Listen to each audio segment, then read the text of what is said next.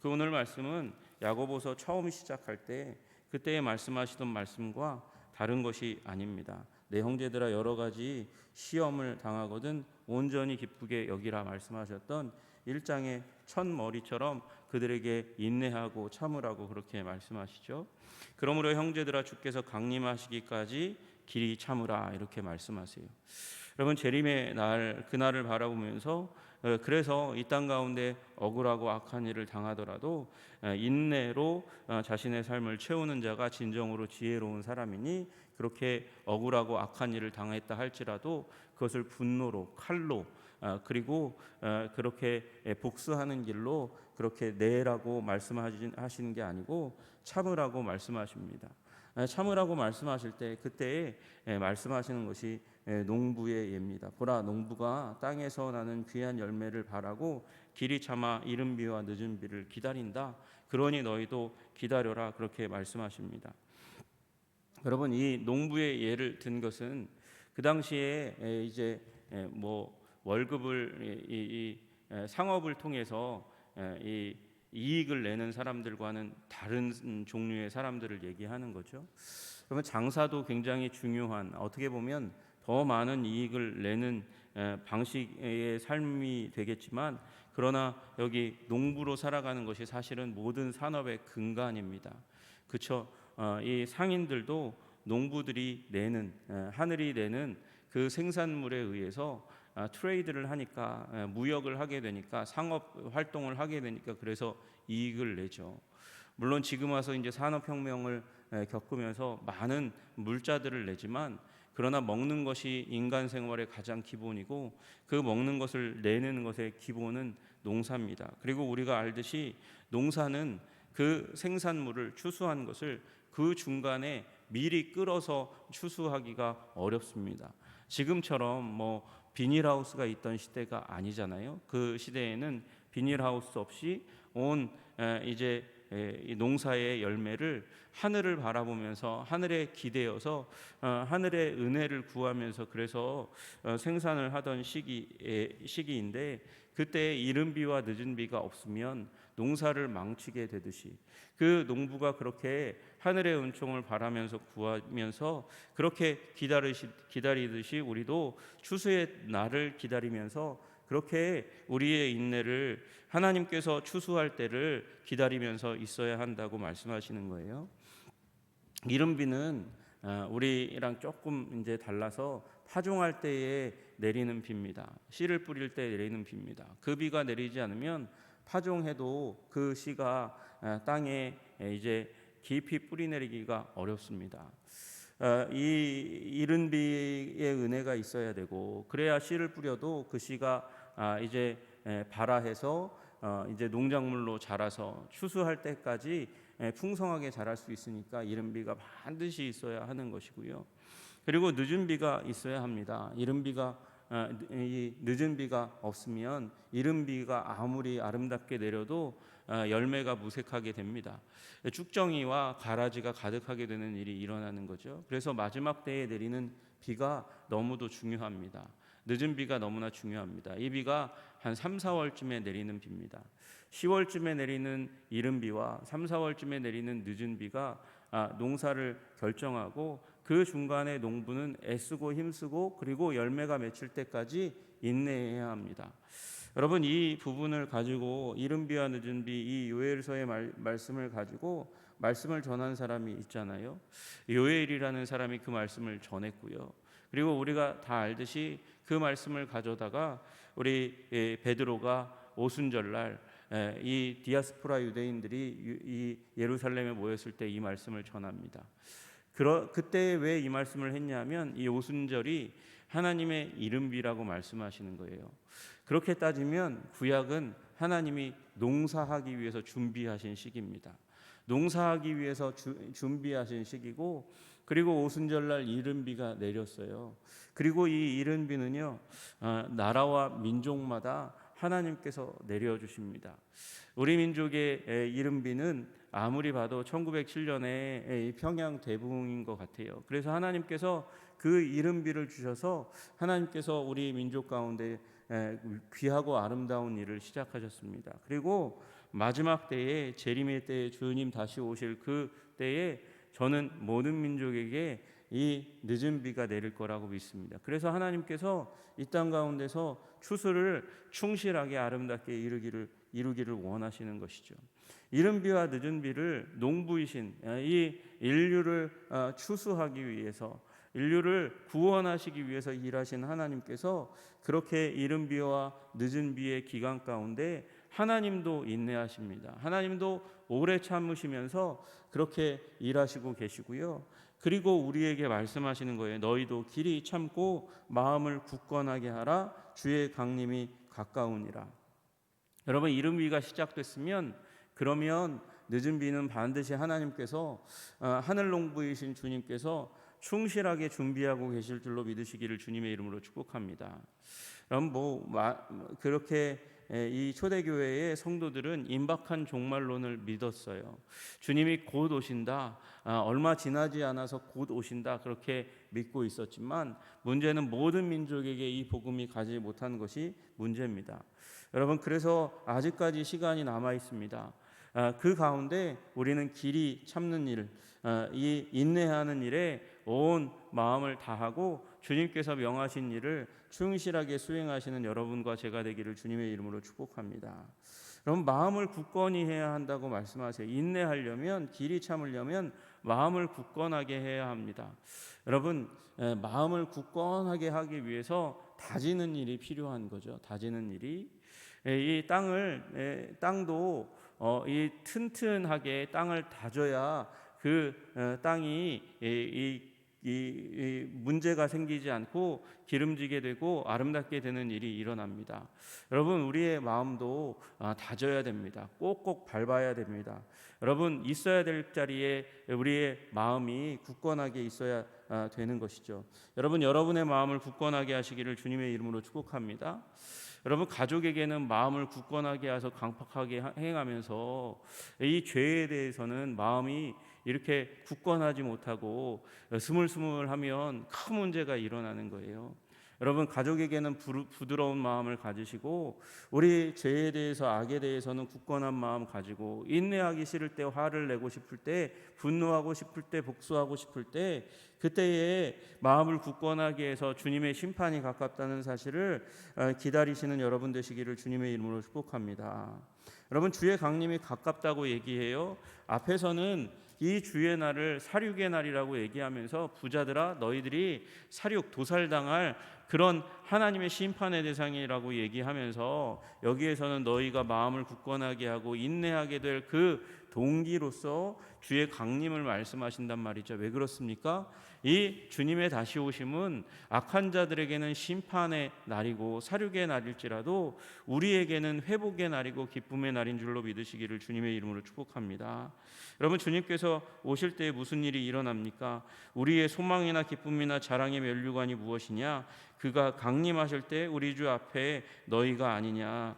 여러분, 그래서 우리는 그날에 자랑과 면류관이 있게 될 거예요. 소망이, 기쁨이 이루어지는 날이니까 자랑으로 하나님께서 우리 면류관을 씌우실 날이 강림하실 그날이니까 여러분, 그 강림하실 날을 소망으로 바라보며 나아가시는 여러분 되시기를 주님의 이름으로 축복합니다.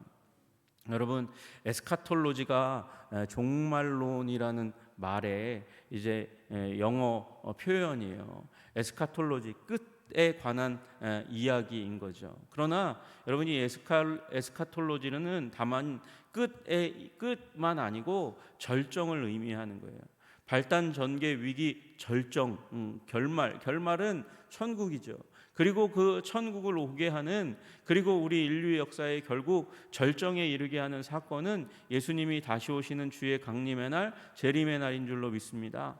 여러분, 그래서 악인에게는 그날은 기다려지지 않는 날이죠. 이 날이 오지 않도록 하기 위해서 열방 가운데서 계속해서 악한 일을 행하고 이 천국 복음이 모든 민족에게 증언되게 온 세상에 전파되리니 그제야 끝이 오리라 말씀하신 그 주님의 말씀이 이루어지지 않도록 사단이 별의별 짓을 다 합니다. 그러나 우리는 기대하시기를 주님의 이름으로 축복합니다. 그날은 반드시 옵니다. 하나님께는 실패가 없습니다. 하나님은 시작하신 일을 반드시 끝내실 것입니다. 그리고 그날은 우리에게는 기쁨과 환희의 날일 것입니다. 그리고 말씀하실 때에 그가 강림하실 때 우리 주 예수 앞에서 자랑이, 기쁨이, 소망이, 면류관이 뭐냐 얘기할 때에 우리 주 예수 앞에 너희가 아니냐 그렇게 이야기하고 계세요. 결국 우리의 열매는 다른 존재가 아니라 우리가 사랑하고 섬긴 사람들이 하나님 앞에서 우리의 기쁨과 자랑과 면류관이에요. 여러분, 이 사실을 우리가 깨달아 알아야 합니다. 우리가 믿어야 합니다.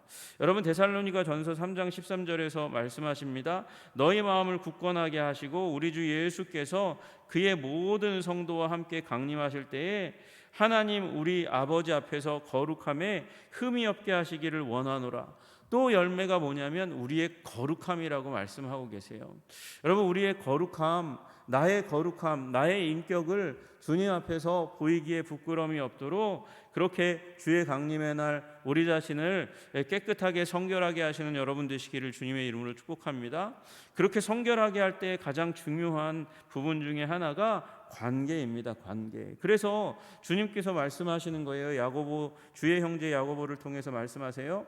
형제들아 서로 원망하지 말라. 그리하여야 심판을 면하리라. 여러분, 원망하지 않으면 무슨 일이 일어납니까? 복수하는 일이 일어납니다. 원망하는 일이 일어나면 사람과 사람 사이에 싸움이 일어날 수밖에 없고 싸움의 끝은 불화와 전쟁밖에는 없는 것입니다. 싸움밖에는 없는 것이에요. 그래서 다시 한번 주님께서 이 주의 형제 야고보를 통해서 말씀하시는 거예요. 원망하지 말라, 싸우지 말라, 복수하지 말라, 전쟁하지 말라. 그래야 심판을 면한다. 왜 그렇습니까? 하나님께서 우리에게 주신 열매가 형제와 자매인데 그들이 기쁨과 소망이고 면류관인데 전쟁하면 그 열매를 후두둑 다 떨어뜨려 버리고 농사 망치는 일이 일어난다고 말씀하시는 거예요. 그래서 심판주가 문 밖에 서 계시니라. 주의해라고 말씀하시는 거예요. 지금 우리 임박한 종말론 가운데 살아가고 있는 이 초대교회, 주님이 언제 오셔도 이상하지 않는 그 상황 가운데, 그런 믿음 가운데 살아가고 있는 이 초대교회의 신자들은 주님이 오늘이라도 오실 수 있다고 믿었어요. 여러분, 제가 이 천국 복음이 모든 민족에게 증언되게 온 세상에 전파되리니 그제야 끝이 오리라, 이 말씀을 안심하라고 주의 재림은 멀리 있다고 말씀하시는 것으로 여러분 그렇게 이해하시면 안 돼요. 이 말씀은요, 복음 전하라는 거예요. 오늘도 복음 전하고 내일도 복음 전하고 모든 민족 가운데 복음 전하라고 말씀하시는 것이죠. 그리고 오늘 죽을 것처럼, 오늘 하나님께서 우리를 부르실 것처럼 살아야 하는 것이고 오늘 주님께서 오실 것처럼 행동해야 하는 거예요. 여러분, 그래서 그 믿음 가운데 야고보가 초대교회 성도들이 살아가는 것이죠. 여러분들이 계획하시기를 주님의 이름으로 축복합니다. 주의 복음 전할 계획을 세워가시기를 소원합니다. 여러분, 가정을 그리고 관계를 세워갈 그런 계획을 세워가시기를 주님의 이름으로 축복합니다. 그리고 오늘 죽을 것처럼 살아가셔야 하는 거예요. 여러분, 그렇게 살아가라고 얘기하는 것이죠. 심판주가 우리 주님께서 곧 오실 것처럼 문 앞에 서 계시니, 그러니까 조금만 더 참으라고, 조금만 더 인내를 이루어 가라고, 그 참지 못하고 복수하는 그 자리 가운데 들어가지 말라고 말씀하고 계시는 것이에요. 여러분, 인내하시기를 주님의 이름으로 축복합니다. 특별히 관계 가운데 인내하시는 여러분과 제가 되기를 주님의 이름으로 축복합니다. 여러분, 그러면서 이제 예로 두 부류의 사람을 이야기합니다. 이 10절에 보니까 형제들아 주의 이름으로 말하는 선지자들을 고난과 오래 참음의 본으로 삼으라, 그렇게 말씀하고 계세요. 고난과 오래 참음, 고난이 있고요, 그 가운데 참는 것 힘든 일이죠. 그런데 그 고난과 오래 참음의 본으로 이 주의 이름으로 말한 선지자들을 기억해라, 그렇게 말씀하고 계세요. 여러분, 구약의 선지자들이 그 큰 고난과 아픔 가운데서 인내로 살아갔다는 것입니다. 그래서 이 선지자들의 말씀을 통해서 주님이 오실 곳이 예언되었고, 그리고 결국 우리들의 고난 가운데 있는 인내를 통해서 세상의 사람들이 주님의 다시 오심을 확신할 거 아니냐. 그래서 인내하고 고난을 참으라고 말씀하고 계신 것입니다. 또 11절에 보라 인내하는 자를 우리가 복되다 하나니 너희가 욥의 인내를 들었고 주께서 주신 결말을 보았거니와 주는 가장 자비하시고 긍휼히 여기시는 이시니라. 주의 자비와 긍휼을 의지해서 이 고난을 견디어내라고 말씀하시는 것입니다. 여러분, 욥은 고난을 당했습니다. 다 잃었습니다. 이 아내는 도망을 갔고 자녀들은 다 죽었고 물질을 다 빼앗겼습니다. 사단이 다 도둑처럼 털어가는 일이 일어났습니다. 명예가 땅에 떨어졌고 건강의 땅이 떨어졌습니다. 그래서 하나님을 저주했더라면 우리는 욥의 인내를, 욥의 승리를 보지 못했을 것입니다. 끝까지 참고 견디니까 하나님의 체험, 하나님이 임하셔서 말씀하시는 인생 가운데 결코 잊을 수 없는 감격적인 경험을 하게 되고요. 그 이후에 가정이 회복되고 물질이 회복되고 명예가 회복되고 건강이 회복되는 은총 가운데 들어가게 된 줄로 믿습니다. 여러분, 우리 믿음 때문에 이 시대 가운데 털리는 사람이 많았어요. 로마 황제의 10번에 걸친 대박해를 통해서 그리스도인들은 정말 처절하게 고난과 아픔과 환난 가운데 들어갔습니다. 그리고 이제 배교의 시대가 끝났을 때, 그때 이제 첫 번째 공의회가 소집될 때에 그때 교회 지도자들이 모여드는데 그 교회 지도자들의 모습이 팔이 잘리거나 다리가 잘리거나 큰 상처를 입거나 눈을 뽑히거나 그런 고난의 자국이 있었어요. 여러분, 우리 믿는 자들은 어떻게 보면 유례 없는 평화의 시대 가운데 우리가 살아가고 있습니다. 그러나 우리 기억해야 됩니다. 우리 믿음의 선진들은 인내와 고난을 통과해서 그들의 믿음이 진짜라는 것을 보여주었습니다. 우리도 이 시대 가운데 여러분 왜 그렇게 사니? 라고 얘기하는 사람들에게 여러분 우리 삶에 고난과 인내를 참아내는, 고난을 참아내는 인내의 아름다운 모습이 세상 가운데 하나님 앞에 보여지기를 하나님께서 원하시고 계시고 그것을 보이시는 여러분 되시기를 주님의 이름으로 축복합니다. 여러분, 오늘 말씀은 보라가 3번 반복됩니다. 여러분 7절에 보라 농부가 땅에서 나는 귀한 열매를 바라고 길이 참아 이른 비와 늦은 비를 기다리나니 그처럼 길이 참으라 보라라고 말씀하고 계셔요. 그리고 또 9절에 보라 심판주가 문 밖에 서 계시니라 그렇게 말씀하시고 계십니다. 또 보라 말씀하시면서 우리 인내하는 자를 우리가 복되다 하나니 그렇게 말씀하고 계십니다. 이게 이 인내가 고난 가운데 참고 견디고 인내하고 마음을 든든하게 하는 것이 얼마나 중요하면 보라를 이 짧은 5구절 가운데 3번이나 반복하겠습니까? 여러분 안타까운 것이죠. 끝까지 참지 못하고 그리고 배교하고 세상의 길로 걸어가는 사람들을 보고 있는 거예요. 야고보 사도는요. 여러분 끝까지 인내하시는 여러분 되시기를 주님의 이름으로 축복합니다. 그래서 승리하시는 여러분 되시기를 주님의 이름으로 축복합니다. 하나님께 영광 돌리는, 그래서 하나님 앞에서 면류관 받고 여러분 우리 형제자매들을 기쁨과 소망과 자랑의 면류관인 우리의 관계를 뽐내며 하나님 앞에서 칭찬받으시는 여러분과 제가 되기를 주님의 이름으로 축복합니다. 기도하겠습니다.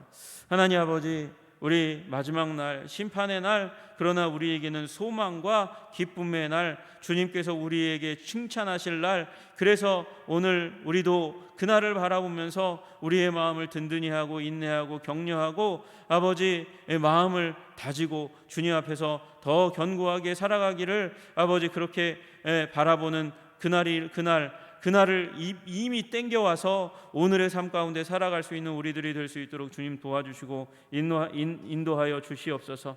그러므로 오늘 고난의 현장 가운데 아버지 참고 견디게 하여 주시기를 간절히 소원합니다.